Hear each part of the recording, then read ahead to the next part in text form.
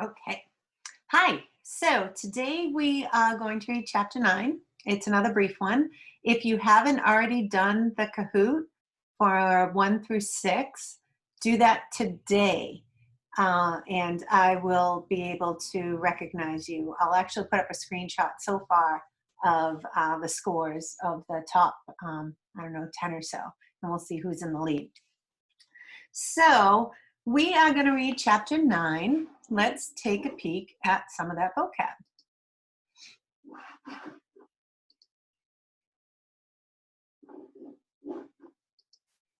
Okay, so thank you. All right, so deftly is our first vocab word. And when you hear the word deftly, what should jump out at you is the ly. So his strong hands continued, deftly pressing like a pulse against the cow. So it's talking about the motion of how he's milking the cow, and he's doing it deftly. And if his strong hands are, so he's competent, if they're strong, and it's like a pulse, which is like very rhythmic, which is how you have to milk a cow. So deftly means neatly skillful and quick in movements. You do something deftly. So if someone is deft, it means they're skillful and quick and very good at what they're doing. It is the hearse, he said. It is great Aunt Bertie, whoever that was. He smiled wryly. So again, another ly is describing the verb of how he smiled. So we know great Aunt Bert, who never was. So how might he be smiling at that? It seems to me one of our words before was a smirk. It would be almost a smirk. So wryly means using dry kind of mocking humor, like, oh, here we go again. Yeah, great Aunt Bertie, who never was. Here she is. So it's kind of like a sarcastic, dry, mocking expression if you're smiling wryly. So continuing on with that, let's take a look at chapter 9. Anne-Marie went outside alone after supper. Through the open kitchen window, she could hear Mama and Ellen talking as they washed the dishes. Kirsty, she knew, was busy on the floor playing with the old dolls she had found upstairs. The dolls that had been Mama's once, long ago. The kitten had fled when she tried to dress it and disappeared. She wandered to the barn where Uncle Henrik was milking Blossom. He was kneeling on the straw-covered floor beside the cow, his shoulder pressed against her heavy side, his strong tanned hands rhythmically urging her milk into the spotless bucket.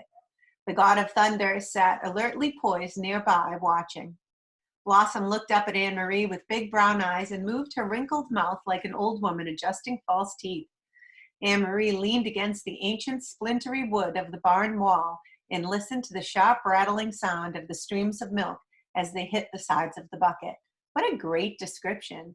Ancient splintery wood of the barn. So you picture like something that's kind of, it's getting old and it's dried up, so there are splinters on it.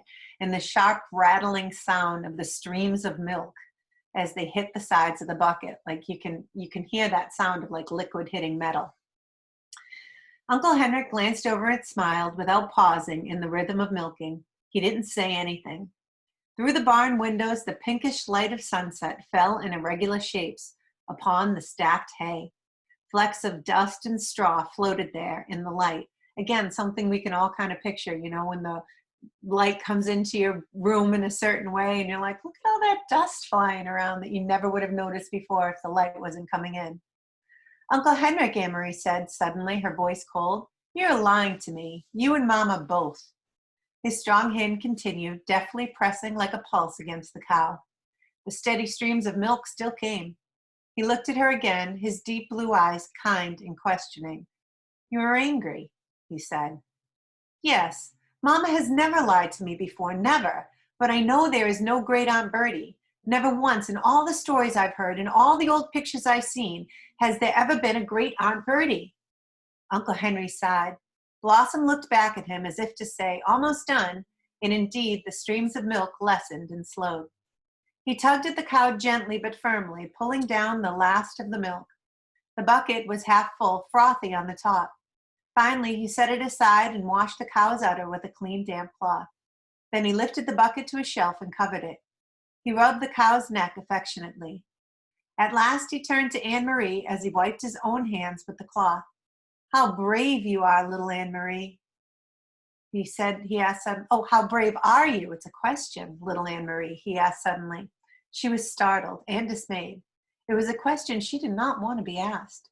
When she asked it of herself, she didn't like her own answer. "Not very," she confessed, looking at the floor of the barn. Tall Uncle Henrik knelt before her so that his face was level with hers. Behind him, Blossom lowered her gaze, grasped a mouthful of hay in her mouth, and drew it in with her tongue. The kitten cocked its head, waiting, still hoping for spilled milk. "I think that is not true," Uncle Henrik said. "I think you are like your mama and like your papa and like me, frightened but determined. And if the time came to be brave, I am quite sure you would be very, very brave." Foreshadowing. Is there a time she's going to have to be brave? "But," he added, "it is much easier to be brave if you do not know everything. And so your mama does not know everything. Neither do I. We only know what we need to know. Do you understand what I'm saying?" he asked, looking into her eyes. Anne-Marie frowned. She wasn't sure. I don't blame her. That is kind of confusing. The word I would use for that is cryptic, like kind of like saying something but not saying it. What did bravery mean? She had been very frightened that day, not long ago, though now it seemed far in the past, when the soldier had stopped her on the street and asked questions in his rough voice. She had not known everything then. She had not known that the Germans were going to be taking away the Jews. And so when the soldier asked, looking at Ellen that day, "What is your friend's name?" she had been able to answer him, even though she was frightened. If she had known everything, it would not have been so easy to be brave. Makes sense. She began to understand just a little. She said to Uncle Henrik, "I think I understand." "You guessed correctly," he told her. "There is no great Aunt Bertie, and never has been.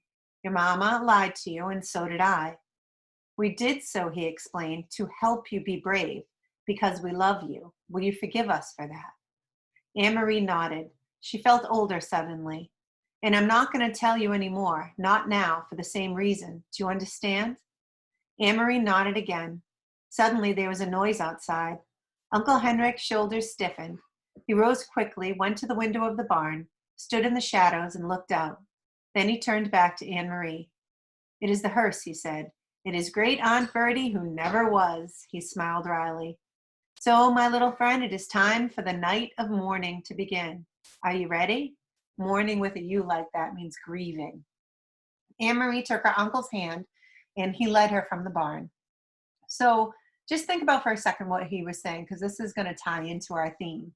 He's saying that, it is so much easier to be brave if you don't know everything there is to be afraid of, basically. And that makes sense. That makes a lot of sense. It's if you don't know, you don't know to be even more scared, and you don't have to start thinking about everything that can go wrong. You just react. The gleaming wooden casket rested on supports in the center of the living room and was surrounded by the fragile papery flowers that Anne-Marie and Ellen had picked that afternoon. Lighted candles stood in holders on the table and cast a soft flickering light. The hearse had gone, and the solemn-faced men who had carried the casket indoors had gone with it, after speaking quietly to Uncle Henrik. Kirsty had gone to bed reluctantly, complaining that she wanted to stay up with the others, that she was grown up enough, that she had never before seen a dead person in a closed-up box, that it wasn't fair. But Mama had been firm, and finally Kirsty, sulking, had trudged upstairs with her dolls under one arm and the kitten under the other. Ellen was silent and had a sad expression. "I'm so sorry Aunt Bertie died," Anne-Marie heard her say to Mama, who smiled sadly and thanked her. Anne-Marie had listened and said nothing. So now I, too, am lying, she thought, into my very best friend. I could tell Ellen that it isn't true, that there is no great Aunt Bertie. I could take her aside and whisper the secret to her so that she wouldn't have to feel sad. But she didn't. She understood that she was protecting Ellen the way her mother had protected her. Although she didn't understand Uncle Henrik, Anne-Marie, although she didn't understand,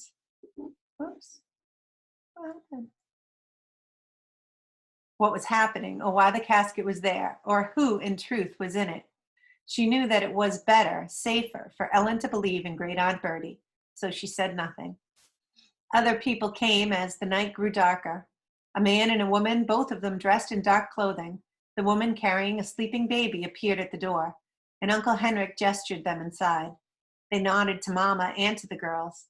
They went, following Uncle Henrik, to the living room and sat down quietly. Friends of Great Aunt Bertie, Mama said quietly in response to Anne-Marie's questioning look. Anne-Marie knew that Mama was lying again, and she could see that Mama understood that she knew. They looked at each other for a long time and said nothing. In that moment, with that look, they became equals. So there's this kind of shared, known, moment of adulthood, really. From the living room came the sound of a sleepy baby's brief wail. Anne-Marie glanced through the door and saw the woman open her blouse and begin to nurse the infant, who quieted. Another man arrived, an old man, bearded. Quietly, he went to the living room and sat down, saying nothing to the others, who only glanced at him. The young woman lifted her baby's blanket, covering its face with her own breast. The old man bent his head forward and closed his eyes as if he were praying. His mouth moved silently, forming words that no one could hear. Anne-Marie stood in the doorway watching the mourners as they sat in the candlelit room. Then she turned to the kitchen and began to help Ellen and Mama as they prepared food. In Copenhagen, she remembered, when Lise died, friends had come to their apartment every evening. All of them had brought food so that Mama wouldn't need to cook.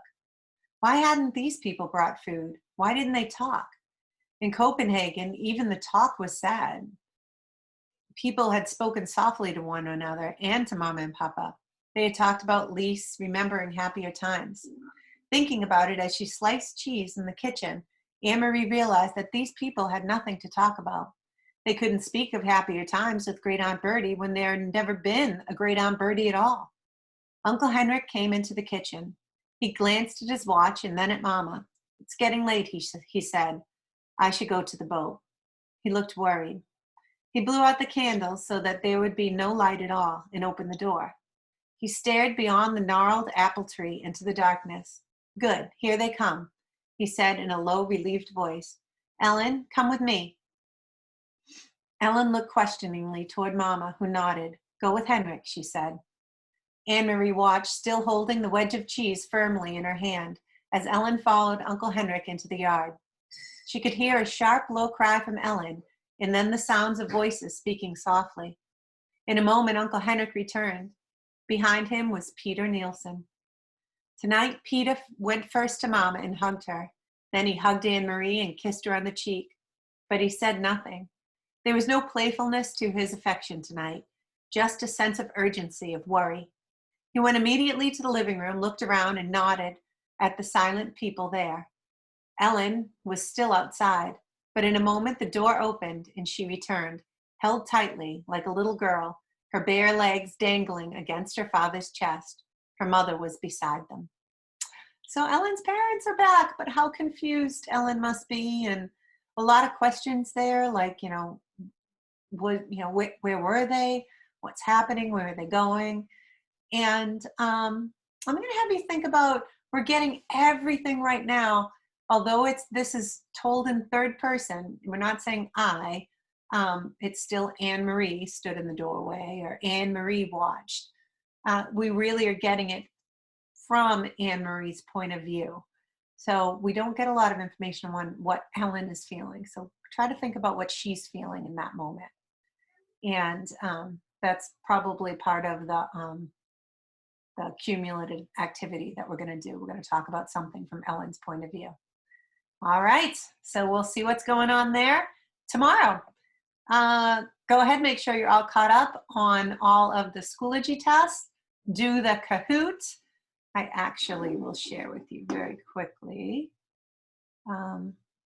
what I have now, if I can. So looking here right now for final scores, these are our top 5. Well, me, Sasha, Sophie B, I don't know who that is, so they don't count. Hannah T, Kai, Sophia, Mackenzie, Grace, Noah T, Madison, Charlie, Owen, Austin, Will, and Noah Wowley. So there you go with that. All right. I hope all is well, and I will talk to you soon.